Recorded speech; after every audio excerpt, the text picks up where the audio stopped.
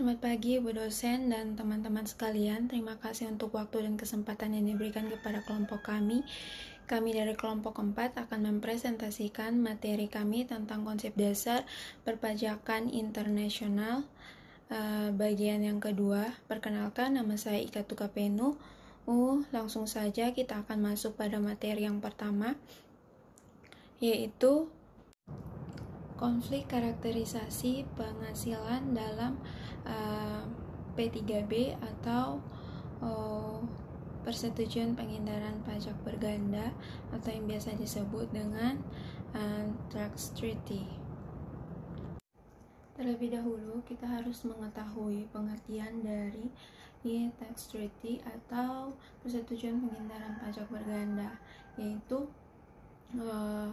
perjanjian internasional di bidang perpajakan antara kedua negara yang mengatur pembagian hak pemajakan atas penghasilan yang diterima atau diperoleh penduduk salah satu negara atau penduduk kedua negara dalam persetujuan tersebut. Nah, pembagian hak tersebut diatur dengan tujuan untuk mencegah seminimal mungkin terjadinya pengenaan pajak berganda. Berikutnya kita masuk pada konflik karakteristik penghasilan dalam persetujuan penghindaran pajak berganda. Nah, pada dasarnya pengenaan pajak berganda secara internasional terjadi akibat dari perbedaan prinsip-prinsip perpajakan internasional yang dianut oleh setiap negara. Nah, perbedaan prinsip tersebut melibatkan konflik yuridiksi antara satu negara dengan negara lainnya. Walaupun setiap negara mempunyai metode penghindaran pajak berganda secara unilateral, hal ini tidak sepenuhnya menjamin terjadinya pengenaan pajak berganda. Nah, dalam konflik yuridiksi ini berasal dari kenyataan bahwa setiap negara bebas menentukan sendiri yuridiksi pemajaknya di luar wilayahnya. Pengenaan pajak berganda ini disebabkan oleh 3 jenis konflik yuridiksi, yaitu yang pertama konflik antara asas residensi dan asas sumber, yang kedua yaitu konflik antara asas residensi dengan asas residensi, yang ketiga adalah konflik antara asas sumber dengan asas sumber. Baik, yang pertama yaitu konflik antara asas residensi dengan asas sumber. Penyebab terjadinya pengenaan pajak berganda ini adalah bertemunya asas domisili dengan asas sumber, di mana yang mana negara domisili mengenakan pajak atas seluruh penghasilan yang diperoleh penduduknya, sedangkan negara sumber mengenakan pajak atas penghasilan yang berasal dari negara tersebut. Yang kedua yaitu konflik antara asas residensi dengan asas residensi itu sendiri. Nah, pada konflik ini terjadi pengenaan pajak kepada residen yang diklaim oleh kedua negara sebagai subjek pajak dalam negeri. Yang ketiga yaitu konflik antara asas sumber dengan asas sumber itu sendiri, di mana bila dua negara atau lebih memperlakukan satu jenis penghasilan sebagai penghasilan yang bersumber di wilayahnya. Materi selanjutnya akan dijelaskan oleh teman saya. Baik, selamat pagi. Nama saya Francisca Salmidia Jahani. Saya akan menjelaskan tentang konsep anti-tax avoidance. Untuk pengertian tax avoidance itu sendiri atau penghindaran pajak adalah upaya penghindaran pajak yang dilakukan secara legal ataupun aman bagi wajib pajak karena tidak bertentangan dengan ketentuan perpajakan. Untuk metode yang digunakan oleh wajib pajak adalah memanfaatkan kelemahan dalam undang-undang dan peraturan perpajakan. Tax avoidance itu sendiri atau penghindaran pajak itu sendiri dilakukan untuk memperkecil jumlah pajak terutang. Terdapat ketentuan anti penghindaran pajak yang ada di Indonesia. Kebijakan-kebijakan tersebut yang pertama adalah thin capitalization. Maksud dari thin capitalization itu sendiri adalah upaya wajib pajak mengurangi beban pajak dengan cara memperbesar pinjaman atau utang agar dapat membebankan biaya bunga dan mengecilkan laba. Thin capitalization ini sendiri diatur dalam pasal 18 ayat 1 Undang-Undang Pajak Penghasilan dan Peraturan Menteri Keuangan nomor 169/PMK 03/2015. Untuk mencegah praktik thin capitalization, pasal 18 ayat 1 Undang-Undang Pajak Penghasilan memberikan wewenang kepada Menteri Keuangan untuk mengeluarkan keputusan mengenai besarnya perbandingan antara utang dan modal perusahaan untuk keperluan perhitungan pajak. Yang berikut adalah Control Foreign Corporation atau CFC Rules. Pengertian dari CFC Rules ini sendiri adalah suatu skema penghindaran pajak dengan menunda pembayaran penghasilan yang seharusnya diterima di suatu negara. CFC Rules ini diatur dalam pasal 18 ayat 2 Undang-Undang Pajak Penghasilan. Kemudian yang ketiga adalah transfer pricing.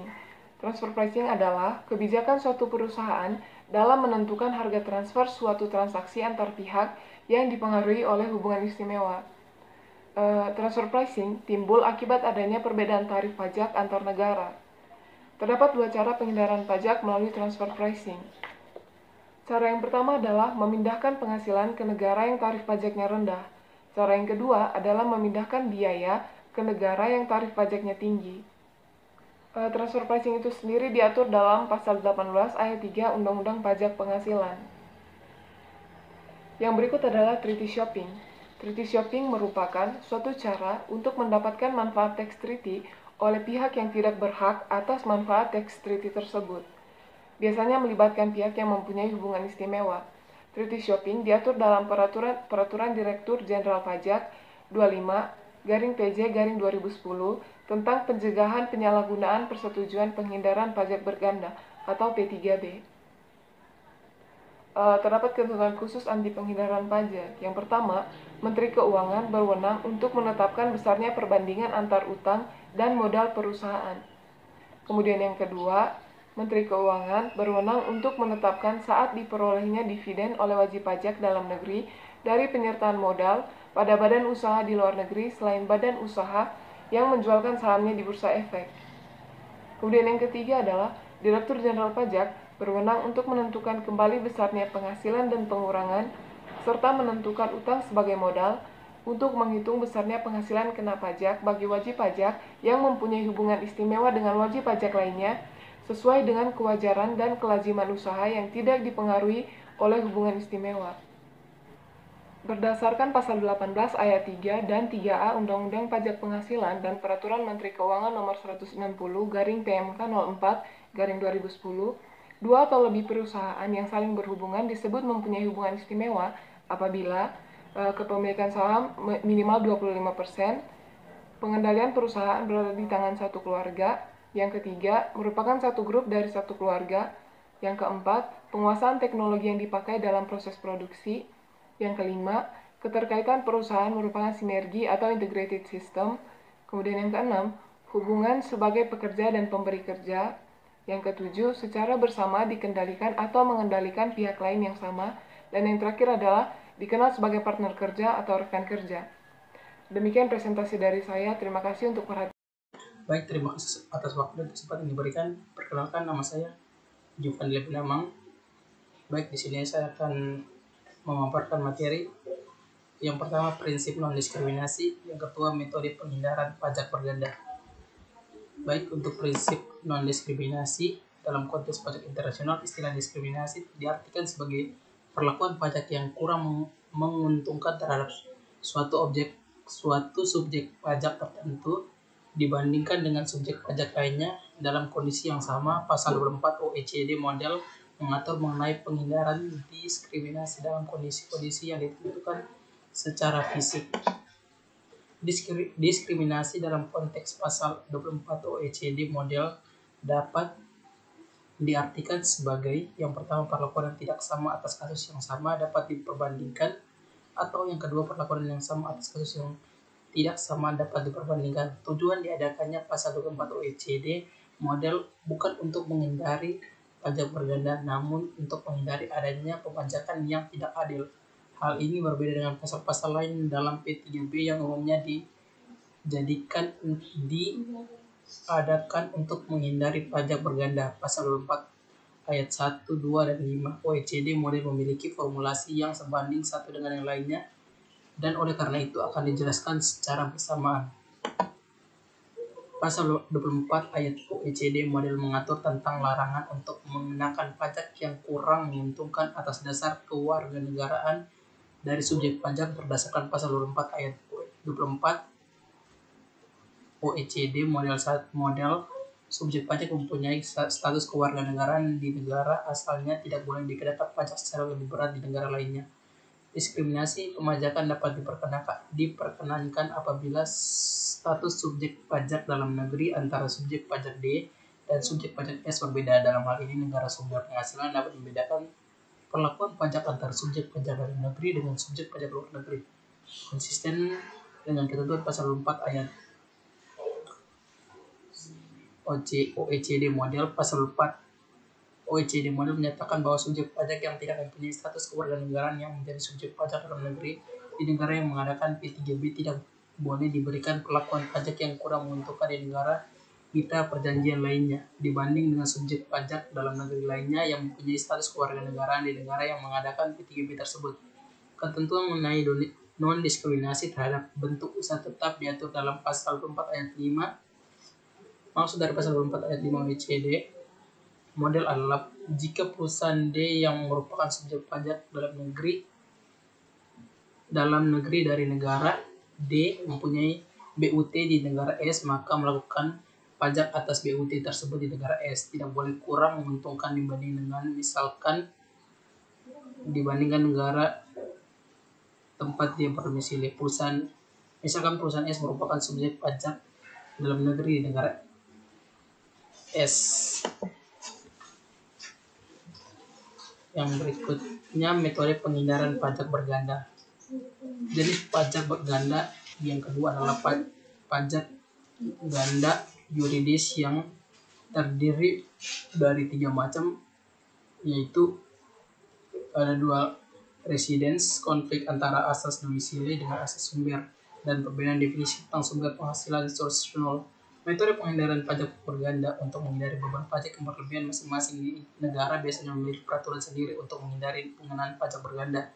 Tetapi yang telah menjadi konvensi di banyak negara ada 2 metode, yaitu metode pembebasan dan metode kredit. Metode pembebasan kan menghendaki suatu negara pemegang yuridis pemajakan untuk rela melepas hak pemajakannya dan sepertinya mengakui pemajakan eksklusif di negara sumber. Yang berikutnya, metode penghindaran pajak berganda. Untuk menghindari beban pajak yang berlebihan, masing-masing negara biasanya memiliki peraturan sendiri untuk menghindari pengenaan pajak berganda. Tetapi yang telah menjadi konvensi di banyak negara ada 2 metode, yaitu metode pembebasan dan metode kredit.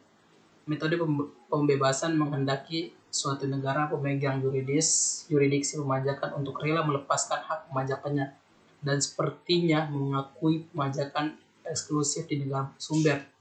Metode pembebasan meliputi ada 3 di sini. Yang pertama pembebasan objek, yang kedua pembebasan subjek, yang kedua pembebasan objek, yang ketiga pembebasan pajak. Pembebasan subjek umumnya diperlakukan terhadap anggota korps diplomatik, konsuler, dan organisasi internasional. Mereka umumnya dikenakan pajak di negara pemegang hak istimewa. Sekian dari saya. Terima kasih.